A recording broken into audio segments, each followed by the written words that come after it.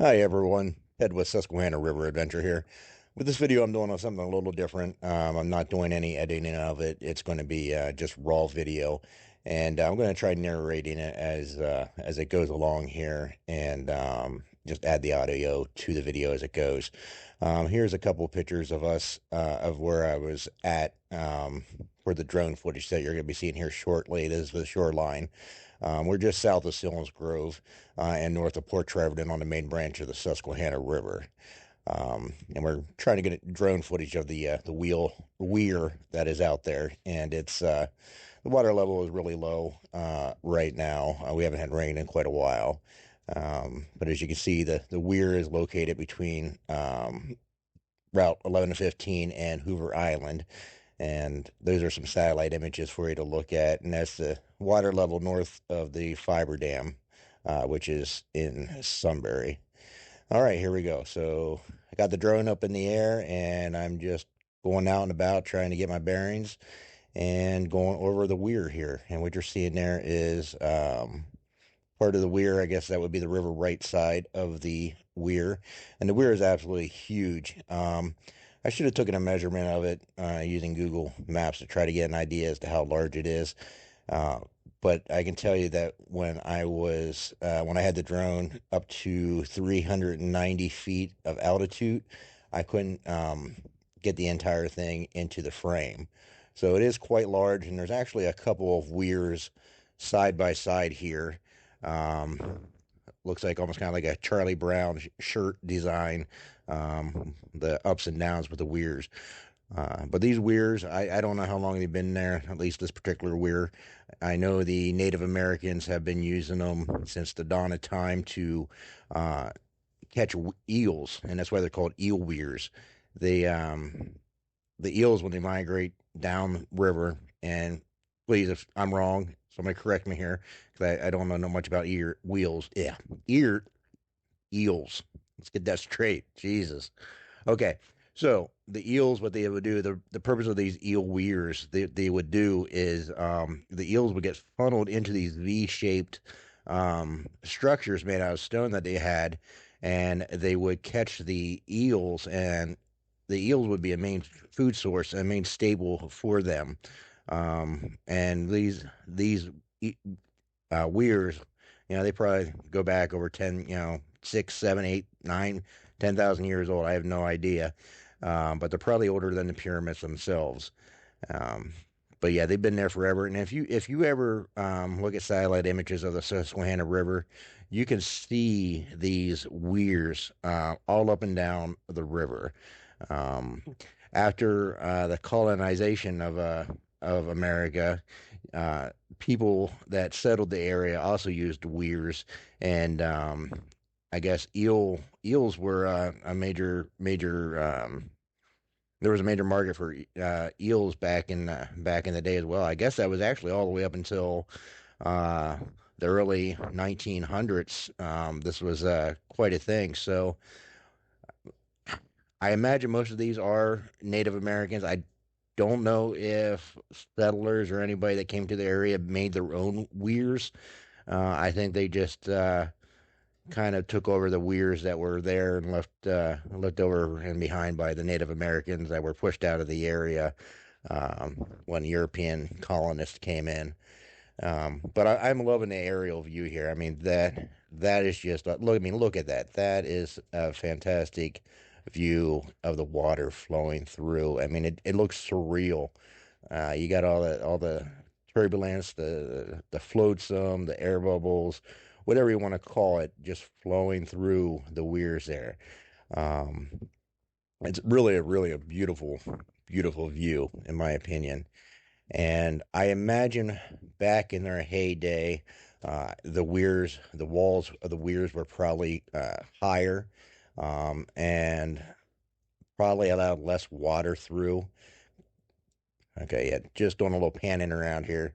Um, One of the things about flying a drone is if you've never flown one before, they can be easy to lose track of and hard to spot once you're up in the air. And I'm pretty high up in the air. I'm not quite sure what the altitude is on at this point. I don't know. I think I'm probably around 200. feet in altitude at this point. Um, I might be at 390. It's hard to say, but anyway, yeah. So I'm just trying to get a lay of the land here, trying to show everybody what the river looks like at this particular portion at the river. That there is Hoover's Island, and it's being farmed. And on the other side of that island is the other part of the Susquehanna River. There's a whole lot of islands throughout the river as you go through. And now we're looking upriver towards Sunbury and Selinsgrove. Again, a bunch of smaller islands up there. And if you look, there's probably Eel Weirs is there as well. Look how clear that water is. That's something you normally don't see. The Susquehanna River is known as the Muddy River. But right now that water is crystal clear, and it's probably mainly because we haven't had rain in so long. There's not a lot of soil or turbidity in the water to to look at there. I'm trying to get down to the very southern tip or downriver tip of the Eel Weir here, and trying to give you guys a good view as to how large it is and what it looks like. It is truly massive. It's I should have measured it um, before I tried to start narrating this. But if somebody knows how large that is, or if they have any information about it, please comment in the comments below and let us all know. Um, okay, so yeah, I'm trying to get a little closer here, trying to get a better view. And those discolorations and stuff that we're seeing, first of all, that water is completely clear. What you're seeing there is the river bed. And I didn't see it when I was flying the drone, but there's a circle there in the middle of the top of the screen. I'm not sure what that is. Right now I'm probably about 40 feet off the water, and it's probably a tire. Unfortunately, tires are everywhere in the river. I don't know why that is, but they're everywhere, and it's sad. It's very sad to see. So that's unfortunately probably what we're looking at there. Um, okay, looking upriver through the weir here again. Well, that little island right there, with the growth on it, that's where they would have stood to catch the eels as they came down and got stuck there at the bottom of the V. But I'm just trying to show you, how large this one particular weir is. I mean, it's absolutely huge. And the water level right now is extremely low. I don't know what it is at this point here. Um, if I had to guess, it's probably no more than 2 feet deep here.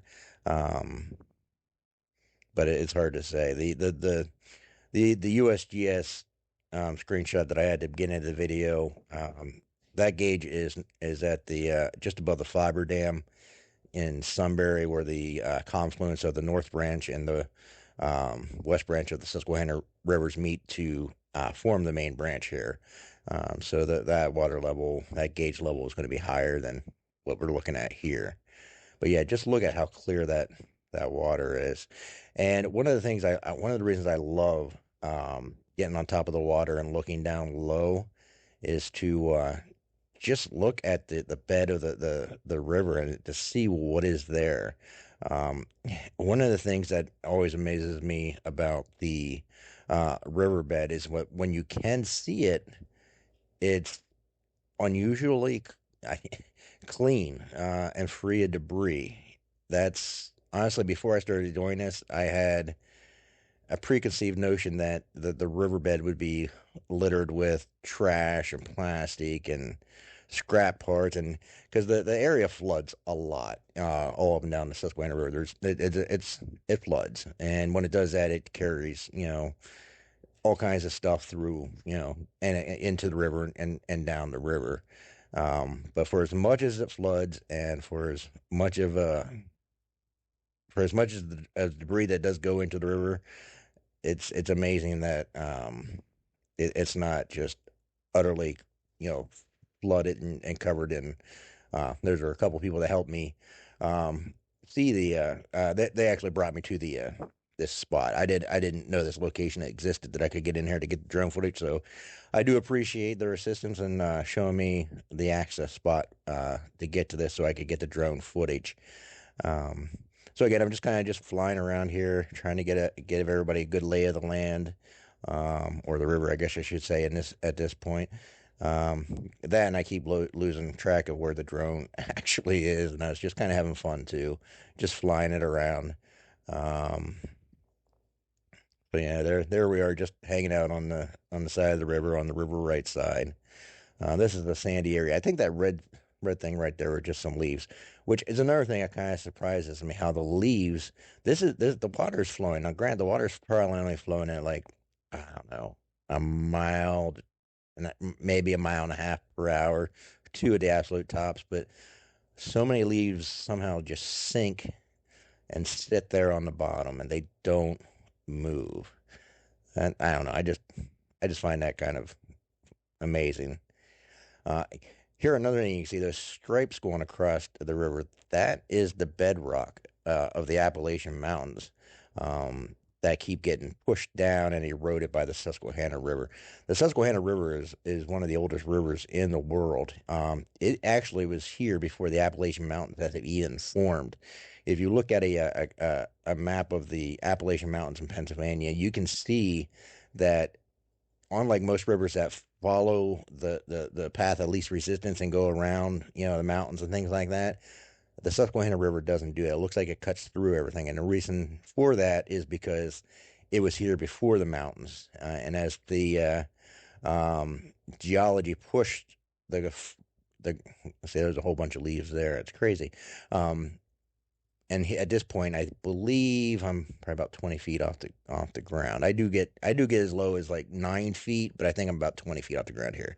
Um, but anyways, like I was saying, the Susquehanna River, it was here before the Appalachian Mountains have even formed. So as the ground was uplifted in the whatever geological process that did that, the river was already here, so it was constantly eroding the bedrock as it was lifted. So the mountains, I guess you could say, formed around the river instead of the river forming around the mountains themselves. Look how clear this water is.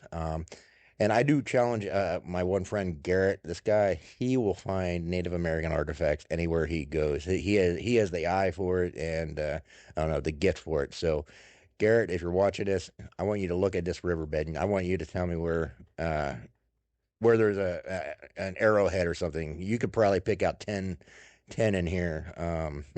If they're there, of course. I don't know if they are. I've never seen or found an artifact while I was on the river, but I don't have his gift. He's got the eye for it. And if there's something in these videos where there's an artifact, he'd probably be the one to find it. But if anybody else sees anything that looks like anything, again, please comment below and let us know. Um, I don't have the eye for it. Um, so yeah, just look how clear that water is. I'm probably about 9 feet off the water here with my drone.